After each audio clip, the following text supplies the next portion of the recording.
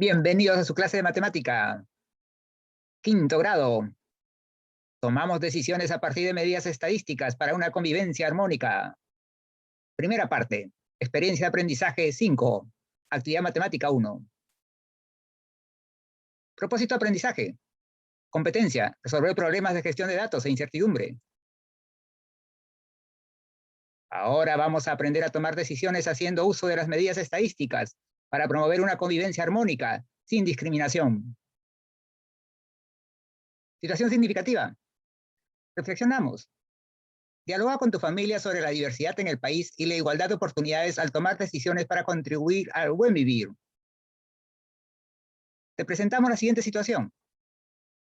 La entrenadora de natación conversa con su asistente acerca de elegir entre dos nadadoras a la deportista que representa a la academia en un campeonato de natación distrital.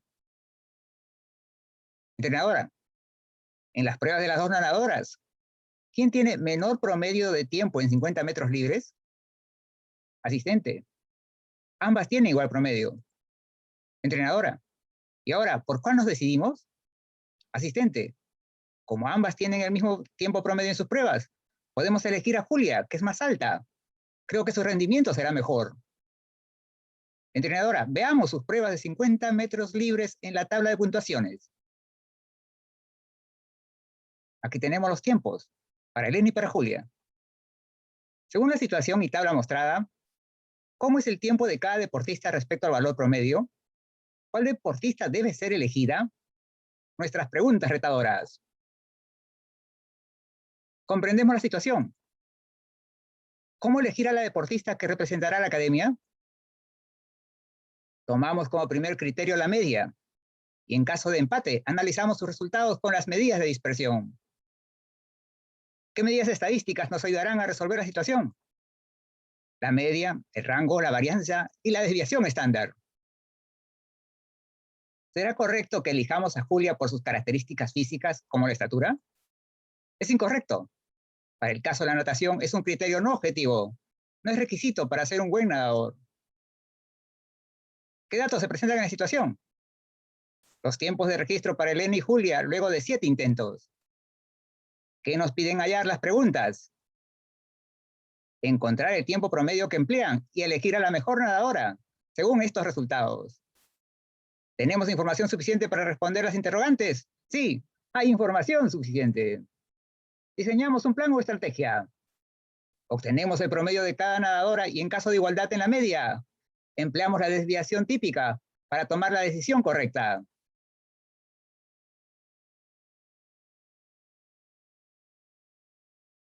Muy bien, manos a la obra. Medidas de dispersión, conocimientos previos. Son números que miden el grado de separación o variabilidad de los datos. Se usan para tomar decisiones y constituyen importantes fuentes para el análisis de datos y variables.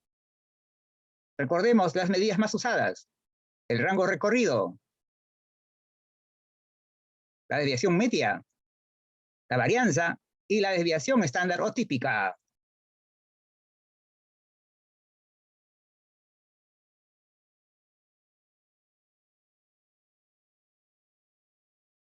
Ejecutamos el plan o estrategia. Verificamos si el promedio es el mismo en ambas deportistas. ¿Cómo calculamos el promedio? La media estadística. Para el caso de Elena, aquí tenemos sus 7 tiempos registrados. Hay que sumar los 7 tiempos y dividir entre 7. La media para Elena es 74 segundos. Y para el caso de Julia, calculamos su promedio. También sumamos los 7 tiempos de Julia y dividimos entre 7. Promedio, 74 segundos. Son iguales para ambas nadadoras. ¿Será posible determinar a la deportista que representa a la academia conociendo solo el promedio de sus tiempos? Todavía no, puesto que la media es la misma. Vamos a emplear las medidas de dispersión, que señalan si los valores de una variable se alejan poco o mucho de las medidas de centralización, en especial de la media. Estas medidas se emplean para tomar decisiones y constituyen importantes fuentes para el análisis de datos y variables. Primero calculamos el rango. Identificamos el valor máximo y mínimo de los tiempos de cada deportista. Para Elena, 82 menos 64, 18 segundos. En el caso de Julia, 97 menos 51, 46 segundos. Con respecto al rango. Rango es simplemente restar el valor máximo menos el valor mínimo. Calculamos la varianza. Con calma. Y lo vas a entender perfectamente. ¿Qué tenemos que hacer para hallar la varianza? Restar cada dato menos el promedio. 75 menos 74, 1. 64 menos 74, menos 10. 72 menos 74, menos 2. Y así, completamos las diferencias. ¿Qué hacemos con estas restas? Las elevamos al cuadrado. 1 al cuadrado, 1. Menos 10 al cuadrado se vuelve positivo, 100. Menos 2 al cuadrado se vuelve positivo, 4. 4 al cuadrado, 16. Y así, completamos estos cuadrados. ¿Qué es la varianza? La varianza es calcular el promedio de estos cuadrados obtenidos. Es decir, hay que sumar los 7 y dividir entre 7.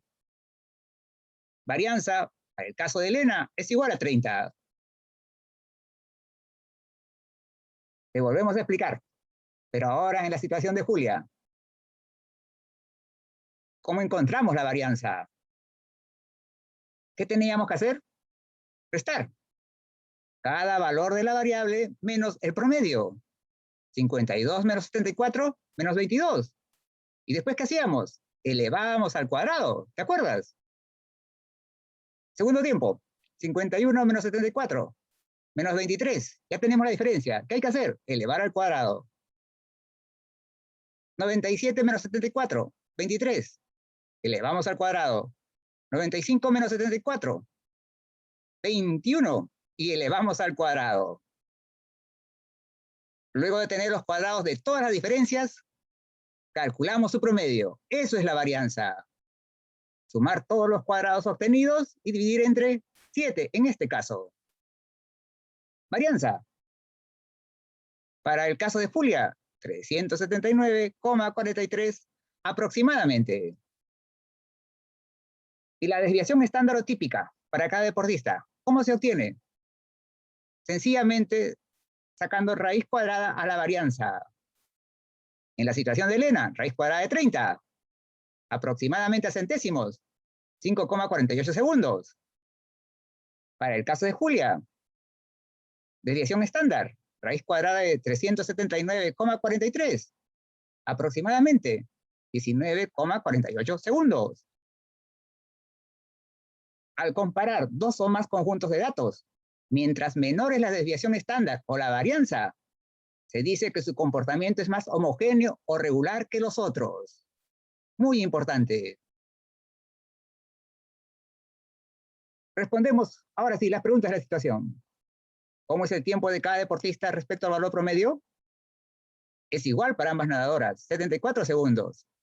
Sin embargo, al analizar los datos con las medidas de dispersión, se observa que los tiempos de Elena son más homogéneos y regulares. ¿Cuál deportista debe ser elegida? Examinando las medidas de dispersión, Elena debe ser elegida debido a que sus puntuaciones son más regulares y homogéneas. Su desempeño es objetivamente más confiable y seguro en la competición. Reflexionamos sobre lo desarrollado. ¿Qué piensas que es mejor? ¿Que haya homogeneidad o heterogeneidad en un conjunto de datos? Lo que se busca es que los datos sean menos dispersos. Es mejor que haya regularidad. ¿Qué se puede decir de un conjunto de datos si solo sabemos que su media es 67? Su rango es 0 y su varianza es 0. A ver, razonemos. Las diferencias van a salir 0. Entonces todos los datos de la variable estudiada son iguales. El mismo dato se repite en todos los casos. ¿En qué otras situaciones puedes aplicar tus aprendizajes? Para poder tomar decisiones fundamentadas con resultados de test y pruebas. Al aplicar tipos de vacunas cuya efectividad oscila entre el 50% y el 70%, por ejemplo. Al comprobar la efectividad de determinados medicamentos, etc.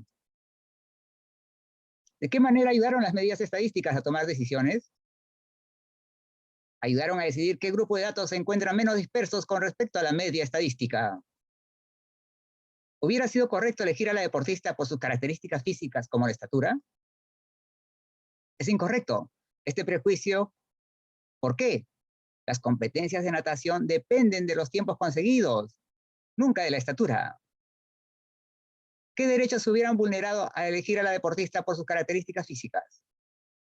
El derecho a la igualdad sin discriminación alguna por sus rasgos físicos. Muy bien, te felicito. Hemos terminado de resolver juntos las actividades sobre media y medidas de dispersión. Te animo a continuar revisando el material de estudio y programa Aprendo en Casa. Vamos, esfuérzate, tú puedes.